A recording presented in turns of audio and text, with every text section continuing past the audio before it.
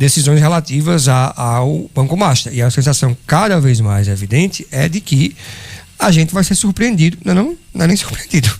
A gente vai um dia se deparar com a notícia de que ele desfez a liquidação e se bobear daqui a pouco. Mas hoje já teve um vazamento aí dizendo que amanhã não vai ter a criação? Não vai ter a possibilidade de vir uma decisão desfazendo a liquidação do banco, porque isso quebraria o mercado. É a volta desse banco que está devendo bilhões, iria causar uma insegurança no mercado brasileiro gigantesco. Eu acredito que o Toffoli, quando convocou isso, o intuito era esse, sabe de nada, de dizer assim, vai voltar. Mas hoje estava todo mundo muito afoito e fontes ocultas do gabinete de Toffoli tranquilizaram o mercado, dizendo, não, olha, não vai ter a decisão amanhã no final do dia, né, na liquidez, que vamos liquidar o banco liquidado, mas porque os ativos não tem como pagar os correntistas. A grande questão é que isso é difícil dar canetada, que sem sair do Tesouro Nacional. É bom a gente também lembrar que tem outra frente no TCU, né? Que o TCU cobrou explicações do Banco Central, olha só. Diz que o Banco Central mandou hoje. Cobrou explicações do Banco Central sobre o porquê que decidiu liquidar o Banco Master. E eu não sei quem trouxe, se foi o Globo, eu acho que foi o Lauro Jardim, não lembro direito, que é tanta notícia, mas tem uma mansão do Banco Master lá em Brasília, né? Uma mansão de 30 milhões de reais, e o Alexandre de Moraes... Foi ontem no Globo. Foi o Globo, né? Já frequentou essa mansão, né? Então, assim, você veja o seguinte, essa mansão... Na época em que vigia o contrato com a esposa dele. Com a esposa dele. Essa mansão era para lobby, não é que nem... Era só para fazer lobby. Inclusive, o senador Magno Malta, mais uma vez falando dele aqui, acusou entre aspas, né? Porque não chega a ser um crime, mas sim na condição de ministro do Supremo Tribunal, não pode, né? Acusou Alexandre de Moraes de ser o lobista do Banco Master, né? Lembrando que a gente já noticiou várias vezes o envolvimento do Daniel Vorcaro, o dono do Banco Master, com o ministro do Supremo Tribunal Federal, fez jantares para eles em Nova York, patrocinou cursos, eventos políticos. Agora, no Brasil, Cirão, no Brasil, quem pode fazer a acusação, o dono da acusação, é o Ministério Público. E aí o PGR acaba de soltar lá o parecer dele, dizendo que o contrato da esposa do Alexandre de Moraes não configura ilicitude. Cara, é inacreditável, sabe? Assim, a notícia agora. Mas o pior de tudo é o PGR atacar um negócio que isoladamente faz todo sentido. O contrato da mulher de Moraes com o banco não é ilegal, só que ele torna questionável a atuação do ministro. Mas até o próprio valor, até o próprio valor, Dinar, o valor também foge completamente de algo normal. Os críticos desse valor dizem que ele não estava contratando advogado, ele estava contratando um ministro, né? Mas assim é a acusação. Ei, peraí, em cima da hora. Olha, deixa eu só ler aqui rapidinho. O Procurador-Geral da República, Paulo Gonet, determinou o arquivamento de um pedido de investigação sobre a possível atuação do ministro do Supremo Tribunal Federal, Alexandre de Moraes, no caso do Banco Master. Uma das justificativas para a apuração era o contrato firmado entre a instituição financeira e o escritório comandado por Viviane Bastos de Moraes, esposa de Alexandre de Moraes. Ao arquivar o pedido, Gonet afirmou que, sobre o contrato, abre aspas, não se vislumbra a priori qualquer ilicitude que justifique a intervenção desta instância, fecha aspas. Temos inclusive algumas imagens aí que o Vinícius Cato separou da mansão de Daniel Vorcaro, onde Alexandre de Moraes teria participado aí de alguns encontros, não é isso? Pelo menos uma vez a registro Alexandre de Moraes. Uma bela mansão. Uma bela mansão, é uma casa de lobby.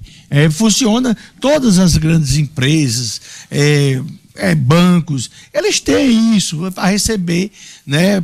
Você não vai para um restaurante para todo mundo ser fotografado.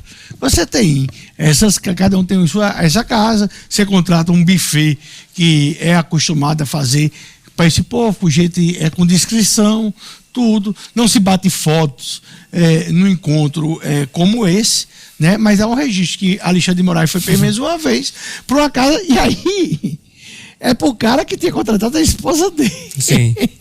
Por 3 milhões e 600 de parcela. Esse contrato, pessoal, foi celebrado em janeiro de 2024. E até novembro de 2025, esse contrato foi pago em dia. Olha, todo dia. A partir de novembro não foi mais pago porque o banco foi liquidado, estava quebrado. deixa eu fazer um esclarecimento aqui que está rolando uma situação nos grupos de WhatsApp e também alguns Instagrams aí a respeito de uma carta aberta divulgada pelo ministro Alexandre de Moraes, assinada pelo ministro Alexandre de Moraes. Quase uma petição, né? Contra a jornalista Malu Gaspar, né? Dizendo que vai tomar as seguintes medidas judiciais: ação penal por calúnia diante de imputação de crimes inexistentes, ação penal por difamação pela tentativa deliberada de macular reputação e honra funcional, ação civil por danos morais diante de prejuízos pessoais, institucionais e familiares causados à família de Alexandre de Moraes, responsabilização pela disseminação de fake news nos termos da legislação vigente, apuração de eventual associação para a produção de narrativa fraudulenta, caso se comprove atuação coordenada, e investigação sobre o abuso do exercício de atividade jornalística quando convertida em instrumento político. A gente comentou aqui na semana passada que... Mas isso é fake. Eu sei, claro. Mas você cortando dizendo que depois dá um corte. É isso que eu estou dizendo.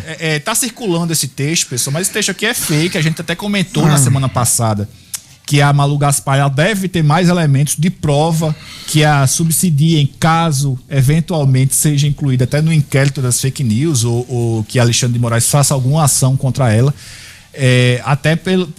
A gente não acredita que seria só isso, né? Ela iria estar exposta dessa forma, ela e o Grupo Globo estariam expostos dessa forma, de colocar aí tudo baseado em apenas fontes. E talvez por isso, inclusive, o STF não tenha incluído ela em inquéritos da fake news, ou até mesmo como uma ação como essa aqui que o texto narra, que a carta aberta diz que vai entrar com ações penais, ações cíveis, mas como o Gustavo alertou, a gente apurou, essa informação é falsa, não existe carta aberta de Alexandre de Moraes a Malu Gaspar. O que existe foram 3 notas divulgadas, uma acrescentando informações ou corrigindo informações de notas anteriores.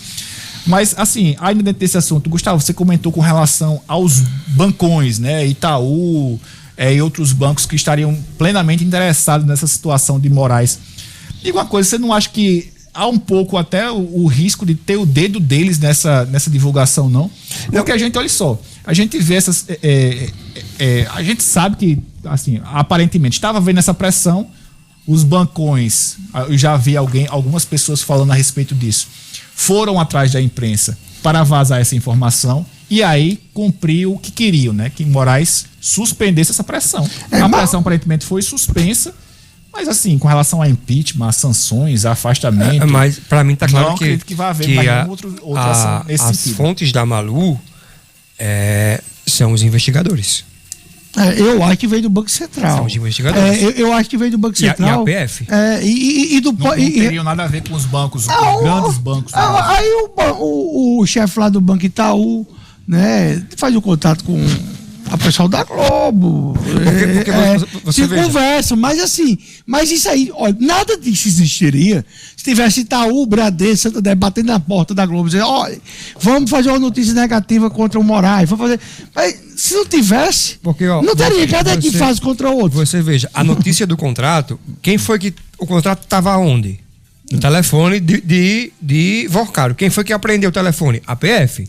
Então, assim, pra mim tá claro que a fonte André aí Esteves foi não tinha investigador. André Esteves não tinha isso. Eu acho que aí é o que eu acho pelo que eu conheço de apuração. Quando ela recebeu a boataria, né, de que ele fez pressão, ela disse, eu vou ver também com quem está com acesso ao telefone. Na época em que vocês estavam com o telefone, vocês viram mensagens de fulano pra Galípola falando sobre o Master? Vimos.